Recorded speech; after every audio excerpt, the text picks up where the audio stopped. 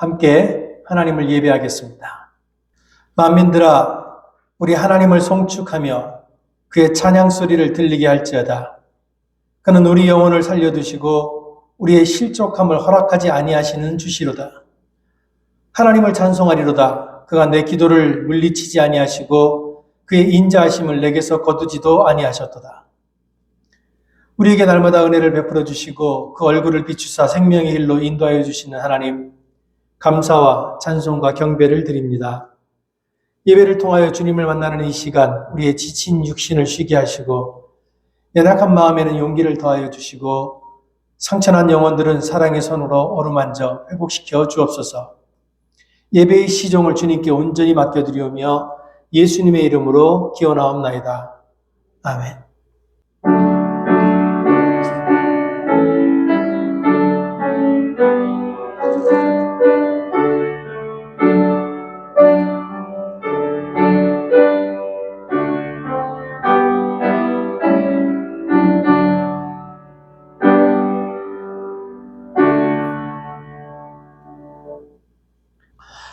송정락 장로께서 기도하실 때 다 함께 기도하겠습니다.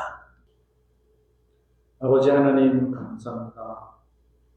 오늘도 저희를 건강한 몸으로 교회에 나오시도록 알려주시니 감사합니다. 저희가 죄인이지만 아버지 앞에 나와서 경배와 찬양을 부르시도록 해주시니 감사합니다. 계절이 바뀌어 새싹들은 검푸른 잎사귀들과 씩씩한 가지들로 자라나고 새로운 한 줄기의 삶이 시작되는 기적을 보여주시니 감사합니다. 어떻게 생겼는지도 모르고 무엇이 어떻게 조화를 이루고 있는지도 모르는 이 우주 안에서 질서를 만드시고 생명을 주시고 그 속에서 우리가 살아갈 수 있는 특권을 주심을 감사합니다. 그리고 저희가 여기 링컨 교회 특정한 장소에 모시도록 해주심을 감사합니다. 오늘은 주일 예배로 저희가 예배당에 오겠습니다. 예수님의 죽으심과 부활을 통해 아버지께서 이 세상을 구하시고 저희의 죄 용서하심을 저희가 가슴에 새기고 아버지의 사랑과 용서와 정의로움을 알고 선하게 이 세상을 사는 아버지의 아들과 딸들이 되도록 인도하여 주십시오.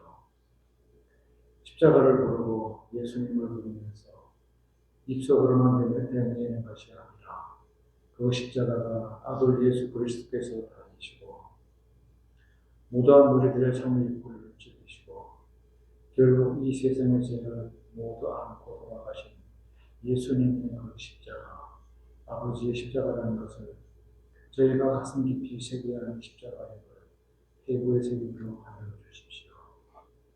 그러나 아버지, 저희는 부족하여 아버지의 십자가의 무게를 종종 잊어버립니다.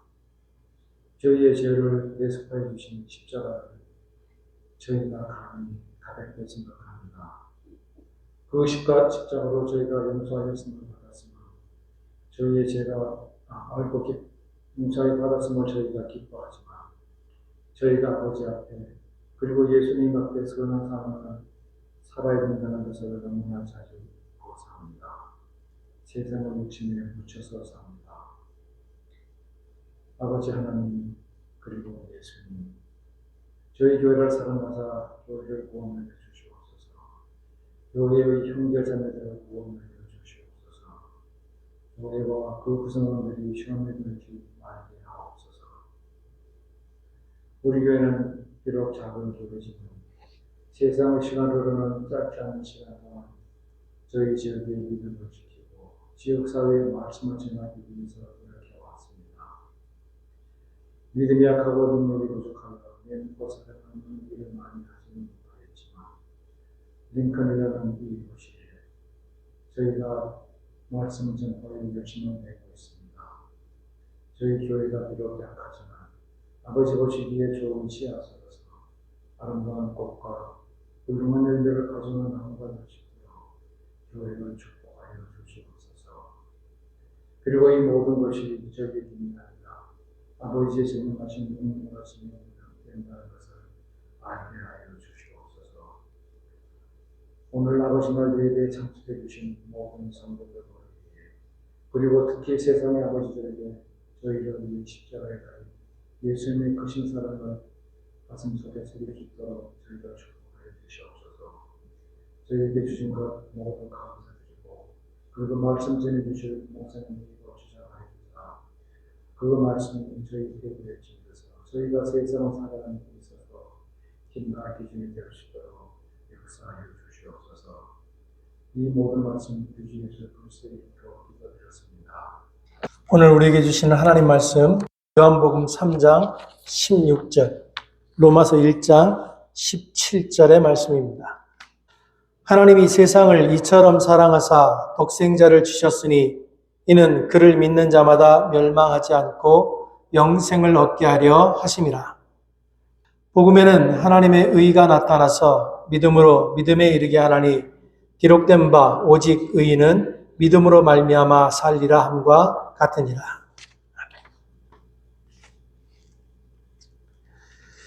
저희가 지금 한 6주 정도 계속해서 믿음에 관한 이야기를 계속 나누고 있습니다.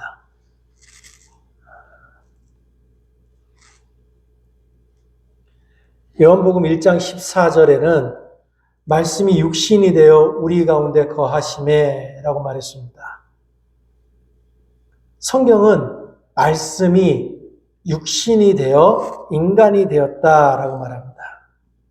그런데 하나님이 인간이 되었다라고 하는 이 사실은 전제이지 증거가 아닙니다. 그러니까 초월은 항상 우리 사고의 전제로서 존재할 뿐이지 결코 증명할 수 있는 것이 아니기 때문에 그렇습니다. 여러분, 믿음이 뭡니까? 믿음은 사람들이 자신이 살아가는 세상을 이해하는 방식 또는 해석하는 방식을 말합니다. 그러니까 사람은 자기가 믿는 신념을 바탕으로 세상을 이해하고 자기가 믿는 그 신념이 옳다고 하는 것을 얻기 위해서 노력하는 겁니다. C.S. 루이스는 믿음이란 단순한 의미에서 신념, 즉 기독교 교리를 사실로 여기거나 받아들이는 것이라고 말했습니다. 왜냐하면 루이스는 기독교인이기 때문에 그렇습니다. 그래서 그리스도인에게 믿음이란, 여기 모여있는 우리들에게 있어서 믿음이란 기독교 교리를 바탕으로, 성경을 바탕으로 세상을 해석하고 성경이 말하는 그 믿음을 이루기 위해서 살아가는 과정, 그것을 믿음이라고 말합니다. 근데 여기서 아주 중요한 게 있어요. 하나님이 사람이 되어서 우리와 함께 하신다고 하는 그 그리스도인들의 믿음, 우리들의 믿음은 우리만의 전제이지 세상 모두가 동의하는 사실은 아니라는 겁니다.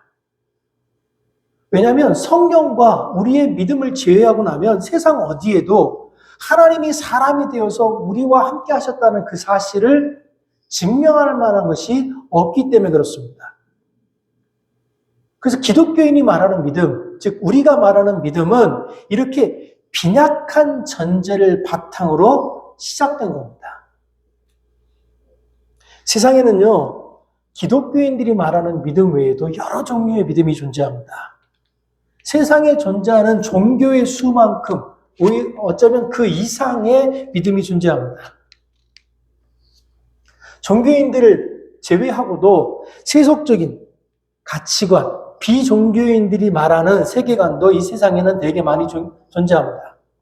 그런데 세상에 존재하는 모든 믿음에 관한 것들을 다 종합해서 그 근본을 따져보면 그 근본은 돈, 권력, 건강, 시간, 사랑 또는 신과 관련되어 있습니다. 그리고 모든 종류의 믿음은 이런 것들과 좋은 관계를 맺어야 진정으로 성공할 수 있고 인간답게 살고 행복하게 살 수 있다라고 주장합니다. 이런 것들을 우리가 세계관, 가치관이라고 부르는 겁니다. 우리가 예수를 그리스도라고 고백한다고 하는 것은 성경을 통해 계시된 하나님을 믿고 성경이 말하고 있는 것을 내 존재의 근거와 가치와 방향으로 결정하는 어떤 일종의 세계관을 선택하겠다는 우리들의 의지를 말하는 겁니다. 세상에 아주 많은 종류의 믿음이 존재하는데 유일하게 기독교의 그 믿음이라고 하는 것이 세상에 존재하는 다른 믿음들과 결을 달리하는 부분이 있습니다. 그게 뭐냐면 세상에 존재하는 모든 믿음들은 그 믿음을 갖기로 결정한 본인의 의지, 본인의 결단, 본인의 선택에 의해서 시작됩니다. 반면에 기독교의 믿음은 우리의 선택이 아니라 신에게로부터 시작됩니다. 근데 이제 우리가 착각하는 부분이 이겁니다. 믿음으로 구원을 얻는다. 이 표현 때문에 우리는 자꾸 인간의 믿음이 우리가 하나님을 믿겠다고 결정한 그 우리의 의지가 우리의 구원의 전제가 된다고 자꾸 믿는 거예요. 많은 그리스도인들이 내가 믿었기 때문에 나의 구원이 시작됐다라고 믿습니다. 근데요, 이런 종류의 믿음은요, 자기가 인식하지 못하는 사이에 구원을 하나님과 나 사이에 일종의 거래로 만들어버립니다. 근데 성경은요, 단 한 번도 인간의 구원에 대해서 인간은 어떤 권리도 주장할 수 있다라는 말을 하지 않습니다. 왜냐하면 인간은 인간의 구원을 스스로 만들어낼 수 있는 어떤 믿음도 스스로 만들어낼 수 없기 때문입니다. 그렇다면 만약 하나님을 믿는 그 믿음을, 우리의 믿음을 우리가 스스로 만들어낼 수 없다면 우리의 믿음은 어디서 온 겁니까? 제가 로마서 1장 17절을 지난 몇 년 동안 설교를 통해서 여러 번 말씀을 드렸고 여러 번 설명을 드렸는데 오늘 다시 한번 이 설명을 드립니다. 복음에는 하나님의 의가 나타나서 믿음으로 믿음에 이르게 하나니 기록된 바 오직 의인은 믿음으로 말미암아 살리라 한가 같으니라. 여기서 중요한 게 있어요. 하나님의 의가 나타나서 이게 전제예요. 그러니까 우리의 결단으로 말미암아가 아니라 하나님의 의가 나타나서가 믿음의 전제입니다. 그런데 그 다음에 또 뭐라고 말하냐면 믿음으로 믿음에 이른다. 이 앞의 믿음과 뒤의 믿음이 달라요. 앞의 믿음은 뭐냐면 하나님이 우리를 믿어주시는 믿음이에요. 뒤의 믿음은 그 하나님이 우리를 믿어주시는 믿음에 대한 우리들의 반응에 관한 겁니다. 그러니까 바울은 지금 이 얘기를 하고 있는 거예요. 예를 들면 하나님을 전혀 알지 못하고 살던 아브라함을 그의 고향과 친척과 아버지의 집을 떠나서, 즉 이방신을 섬기던 이방신밖에 모르던 곳을 떠나서 그것 밖으로 불러내신 하나님, 그리고 그 하나님이 그 후로도 지속적으로 아브라함의 삶에 개입하셔서 결국 아브라함으로 하여금 하나님을 믿게 만드신 그것이 하나님의 믿음이라고 하는 겁니다. 요한복음 3장 16절은 이렇게 말합니다. 예수를 믿는 자마다 멸망하지 않고 영생을 얻는다. 여기서 우리가 자꾸 착각을 하는 거예요. 예수를 믿는 자마다 이래버리니까 내가 예수를 믿었으니까 내가 영생을 얻었나 보다. 나의 믿음이 결국 이 구원의 전제구나. 방금 전에도 말씀드렸지만 이렇게 해석을 하면 구원은 은혜가 아니라 대가가 되는 겁니다. 그런데 구원을 은혜가 아니라 대가로 이해를 하게 되면 우리는 아직 하나님이 어떤 분인지를 모르는 사람인 겁니다. 성경은 계속해서 우리에게 인간은 태어나면서부터 죄인이라고 말합니다. 죄인인 인간은 하나님의 형벌을 피할 수가 없습니다. 그런데 형벌을 받아야 되는 인간이 예수 그리스도를 믿음으로 구원을 받게 됩니다. 잘 생각해 보십시오. 형벌을 받아야 되는 죄인이 예수를 믿음으로 구원을 받았어요. 여기서 중요한 게 뭡니까? 우리가 예수님을 믿었다는 게 아니에요. 더 중요한 건 예수님이 먼저 오셨다는 거예요. 우리가 하나님을 믿었기 때문에 예수님이 오신 게 아니고 예수님이 오셨기 때문에 우리가 예수님을 믿을 기회가 생겼다는 거예요. 동의가 안 되시나 보네. 그러니까 예수님이 인간으로 이 땅에 오셨기 때문에 우리가 예수님을 믿을 기회를 가졌다. 그것을 바울은 에베소서와 로마서에서 이렇게 말합니다. 너희는 그 은혜에 의하여 믿음으로 말미암아 구원을 받았으니 이것은 너희에게서 난 것이 아니요 하나님의 선물이라. 복음에는 하나님의 의가 나타나서 믿음으로 믿음에 이르게 하나니. 근데 이 말을 구원이 하나님의 은혜라는 걸 우리가 잘 받아들이지 못하니까 우리는 자꾸 우리의 열정을 내세우고 싶어 하는 거예요. 우리의 열정을 자꾸 내세워서 내가 받은 구원은 하나님의 은혜 때문이 아니라, 물론 하나님의 은혜도 있으나, 내가 했던 그 헌신과 그 봉사와 그 열정으로 인해서 내가 구원받았다라고 주장하고 싶어 하는 겁니다. 물론 그리스도인들은요, 계시된 하나님의 말씀인 성경을 읽고 그 성경을 묵상하고 연구하는 것이 열심히 해야 됩니다. 그거 되게 중요한 일입니다. 이 일련의 과정을 통해서 우리가 하나님을 알아갈 수 있기 때문입니다. 저는 할 수만 있다면 우리 교인들 모두가 성경에 대해서 아주 정통한 지식을 가지고 있었으면 좋겠습니다. 이것뿐만이 아니라 교인이라면 마땅히 자기가 다니고 있는 그 교회가 어떤지, 내가 다니고 있는 이 교회의 교리가 무엇인지, 내가 다니고 있는 교회가 어떤 교단에 소속되어 있고 그 교단이 가지고 있는 정책이 무엇인지 알았으면 좋겠습니다. 또 이 교회 안에서 여러분들이 아주 좋은 교제를 나누기 위해서 노력하는 것도 되게 중요합니다. 뿐만 아니라 우리가 교리를 알고 성경을 알았으면 그 교리와 성경이 우리의 일상의 삶에 나가서 우리가 우리의 삶의 자리에서 우리의 믿음을 어떻게 적용할 건지 고민하는, 신학적 사고를 고민하는 그런 것들도 매우 중요합니다. 그런데요, 우리가 성경을 알고 교회를 알고 교리를 알고 교단의 법을 알고 그리고 그것을 가지고 내가 세상에 나가서 어떻게 살아야 할까 고민한다 해서 그것이 하나님 보시기에 좋은 믿음이라고 하는 보장은 없다는 겁니다.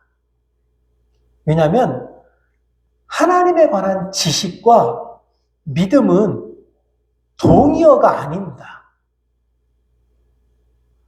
야고보가 이렇게 얘기하죠. 내가 하나님은 한 분이신 줄을 믿느냐? 잘하였도다. 그런데 뒤에 무서운 말이 나와요. 귀신도 믿고 떠느니라.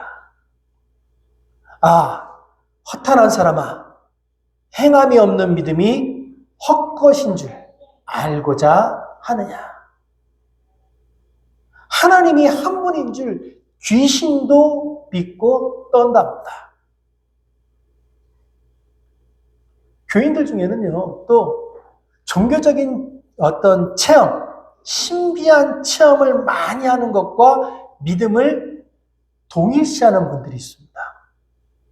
물론 성경에는 방언, 축기, 병자 치유 등 신비한 사역이 분명히 있습니다.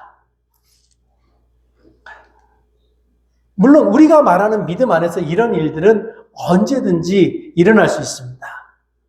그런데 성경은요, 단 한 번도 방언, 귀신을 쫓아내는 것, 병자를 고치는 것, 이런 사역들이 우리들의 믿음의 신실함을 나타내지는 않는다고 말합니다.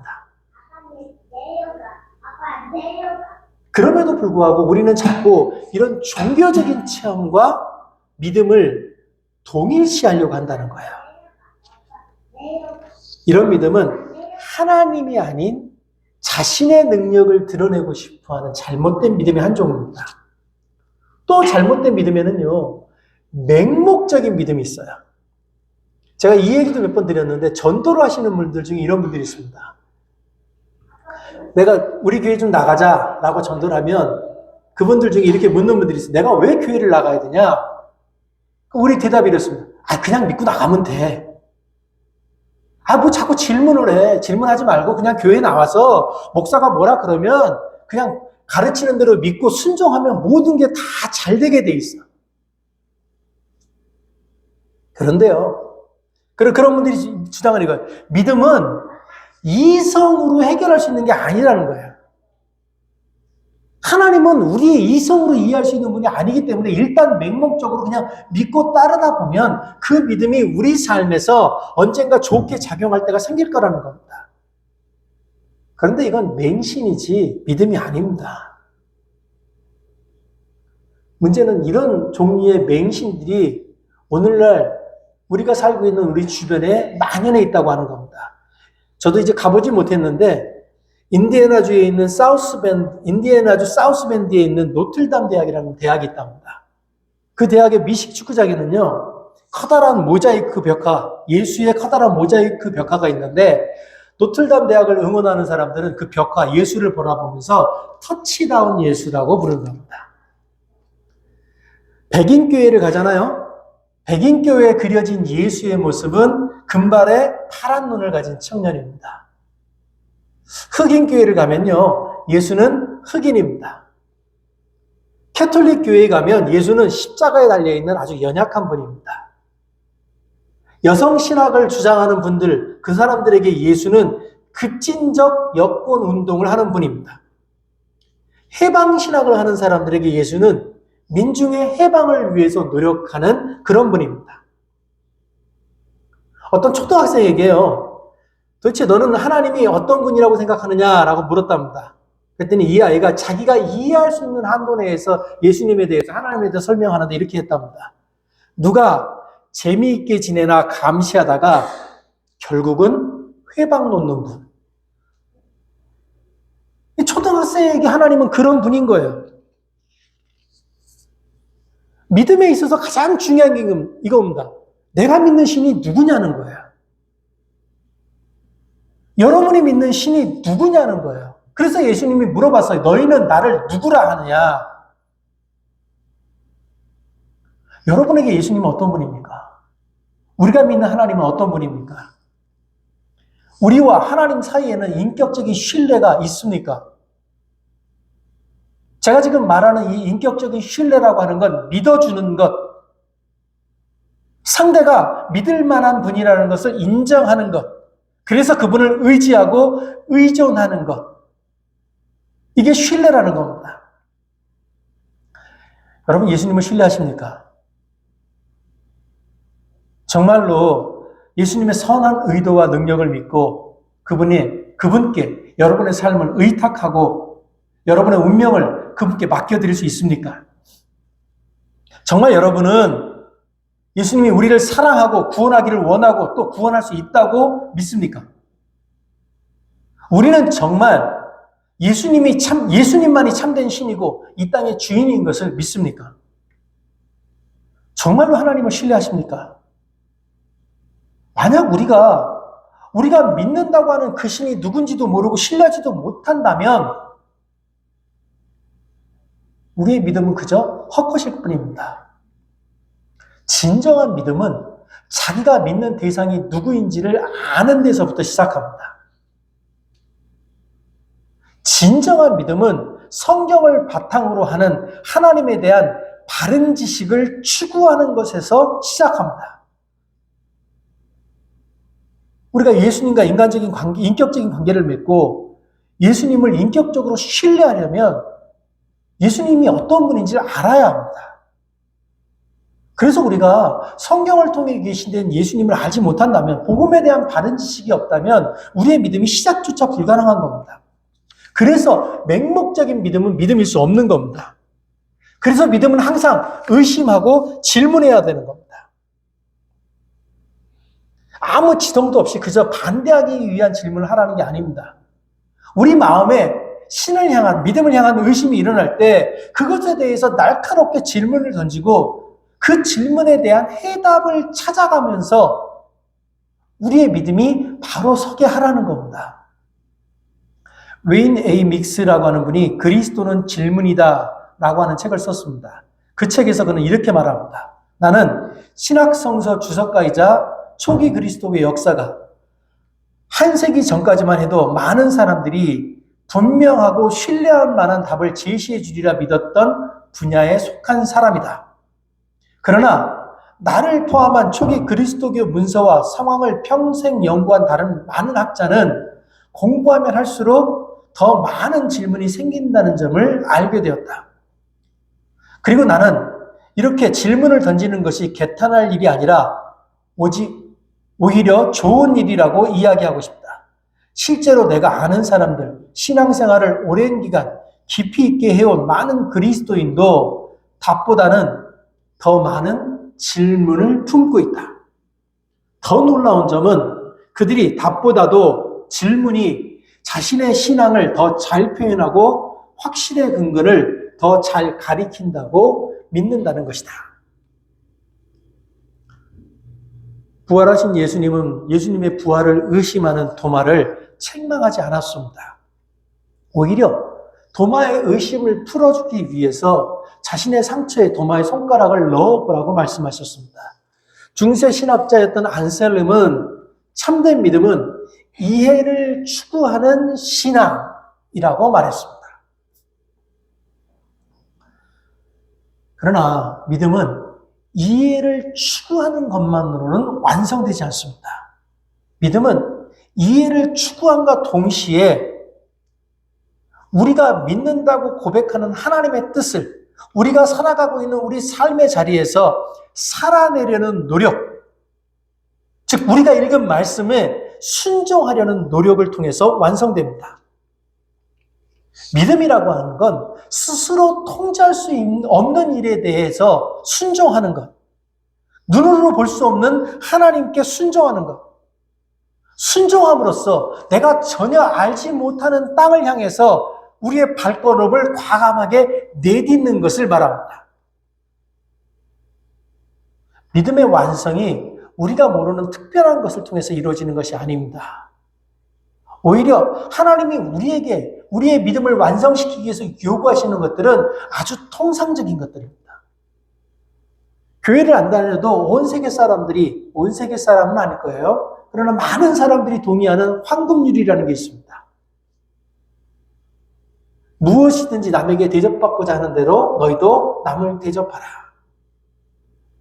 그런데 이런 말은요, 예수님이 말씀하시기 전에도 이미 세상에 존재했던 아주 일상적인 말입니다. 그러니까 예수님은 우리에게 믿음을 가르치셨는데 예수님이 우리에게 가르치신 그 믿음은 아주 특별하고 이상한 그런 것이 아니라 우리가 일상을 살아가면서 인간으로서 행해야 되는 아주 기본적인 것들이라는 겁니다. 진리를 살아내기 위한 우리의 노력이 우리의 믿음을 완성시킨다는 겁니다. C.S. 루이스는 순종을 위한 믿음의 노력을 순전한 기독교라고 하는 책에서 이렇게 말했습니다. 좀 길긴 하지만 제가 원문을 번역된 글을 가져왔습니다. 수영을 배우고 있는 소년의 경우를 생각해 봅시다. 그의 이성은 사람의 몸은 무엇으로 떠받치지 않아도 물에 가라앉지 않는다는 사실을 아주 잘 알고 있습니다. 지금까지 그는 물에 떠서 수영하는 사람들을 수십 명이나 보아왔습니다.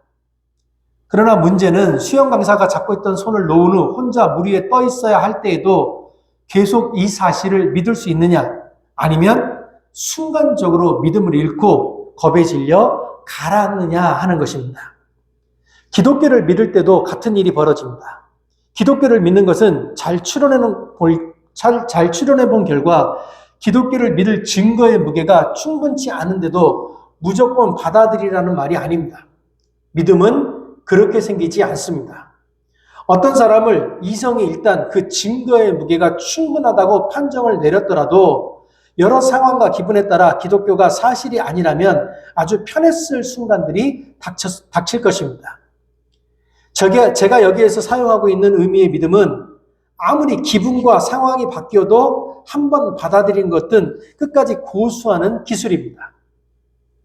기분은 이성의 생각과 상관없이 변하는 법입니다. 저도 이런 경험을 했습니다. 저는 지금처럼 그리스도인들이라면 모든 것이 도무지 사실이 아닌 듯한 기분이 들 때가 있습니다. 그런데 무신론자 시절에는 기독교가 정말 사실 같은 기분이 들 때가 있었습니다. 이러한 기분은 여러분의 진정한 자아의 반기를 들게 되어 있습니다. 기분을 어디에서 하차시켜야 하는지 모른다면 건실한 그리스도인이 될 수 없을 뿐 아니라 건실한 무신론자도 될 수 없으며 그날의 날씨나 소화 상태에 따라 신념이 좌우되는 줏대 없는 인간이 될 수밖에 없습니다. 그렇기 때문에 우리는 믿음의 습관을 들이기 위해 훈련해야 됩니다. 믿음의 습관을 훈련하는 첫 단계는 사람의 기분은 바뀌기에 마련이라는 사실을 인정하는 것입니다. 그 다음 단계는 기독교를 받아들인 이상 날마다 조금씩이라도 시간을 내어 그 주요 교리들을 찬찬히 정신에 새겨나가는 것입니다. 매일 기도하며 성경과 경건서적을 읽고 교회에 나가는 일이 그리스도인의 삶의 필수적인 이유가 바로 여기 있습니다. 우리는 우리가 믿는 바를 지속적으로 상기할 필요가 있습니다. 이 다음 말이 되게 중요합니다. 가만히 내버려 두는데도 정신 속에 살아남을 수 있는 신념은 없습니다. 신념은 계속 북돋워 주어야 합니다.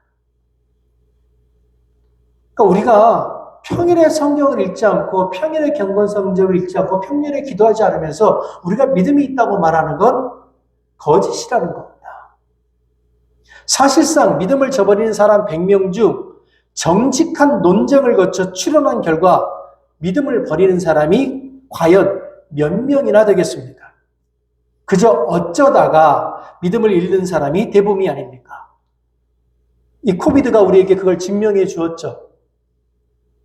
코비드라는 위험 때문에 여차저차한 이유로 교회를 안 나오기 시작하다가 그 후에 꾸준하게 교회를 안 나오는 사람들이 많아진 이유가 바로 그런 겁니다. 저는 여러분들이 진정으로 겸손해지기 위해서 기독교의 덕목을 실천하기 위해 진지하게 시도해 볼 것을 바랍니다. 일주일 정도로는 부족합니다. 6주 동안 해보십시오. 이쯤 되면 완전히 원점으로 되돌아갈 것 같거나 오히려 그 이하로 추락한 자신의 모습에 부딪히게 될 것이며 따라서 자신에 대한 진실을 발견하게 될 것입니다. 선을 행하기 위해 치열한 노력을 기울여 보기 전까지는 자기가 얼마나 악한 인간인지 깨달지 못하는 법입니다. 유혹에 맞서 싸워본 사람만이 유혹의 힘이 얼마나 강력한지 압니다. 독일군의 힘이 이 C.S. 루이스는 2차 대전을 경험한 사람입니다. 독일군의 힘이 얼마나 막강한지 알려면 항복할 것이 아니라 싸워봐야 압니다. 고작 5분 만에 유혹에 굴복하는 사람은 그 유혹이 1시간 후에 어떻게 변하는지 알 수가 없습니다. 바로 그렇기 때문에 악한 사람들은 어떤 의미에서 악에 대해 거의 알지 못하는 것입니다. 그들은 늘 악에 굴복하여 그 그늘 아래 삽니다. 그러나 악한 충동과 싸우기 전까지는 결코 그 힘을 알 수 없습니다. 루이스의 말대로 하나님의 말씀에 순종하려고 하는 우리의 노력은 언제나 실패하게 될 겁니다. 우리의 노력을 통해서 구원을 받을 수 있을 것이라고 하는 그 기대는 무참하게 무너지게 될 것입니다. 우리의 열정을 통해서 구원을 얻고 하나님과 거래하려는 우리의 시도는 실패하게 될 겁니다. 우리는 그런 거듭되는 실패를 통해서 하나님 앞에서 절망하게 될 겁니다. 그러나 거듭되는 그 실패와 절망으로 인해 상처 입은 우리의 발걸음은 그 발걸음의 결과는 허무가 아니라 믿음입니다. 우리가 겪는 그 실패와 거듭되는 절망에도 불구하고 포기하지 않는 우리의 삶을 통해서 우리는 조금씩 하나님 앞으로 가까이 나아가게 될 것입니다. 이러한 믿음의 여정은 우리가 주님과 함께 살기 위해 노력하는 많은 날들 안에서 아주 서서히 완성돼 갈 겁니다. 믿음이 뭔가 많이 고민하던 차에 시 하나를 발견했습니다. 이분이 어떤 의도로 이 시를 썼는지 모르나 저에겐 믿음이 무엇인지 너무 잘 나타내주는 시여서 이 시를 가져왔습니다. 이 시로 오늘의 설교를 마무리하려고 합니다. 장석주 시인이 쓴 대추 한 알이라고 하는 시입니다. 적에 저절로 붉어질 리는 없다. 저 안에 태풍 몇 개, 저 안에 천둥 몇 개, 저 안에 벼락 몇 개, 저 안에 번개 몇 개가 들어있어서 붉게 익히는 것일 게다. 저게 혼자서 둥그러질 리는 없다. 저 안에 무설이 내리는 몇 방, 저 안에 땡볕 두어 달, 저 안에 초승달 몇 날이 들어서서 둥글게 만드는 것일 게다. 대추야, 너는 세상과 통하였구나. 기도하겠습니다.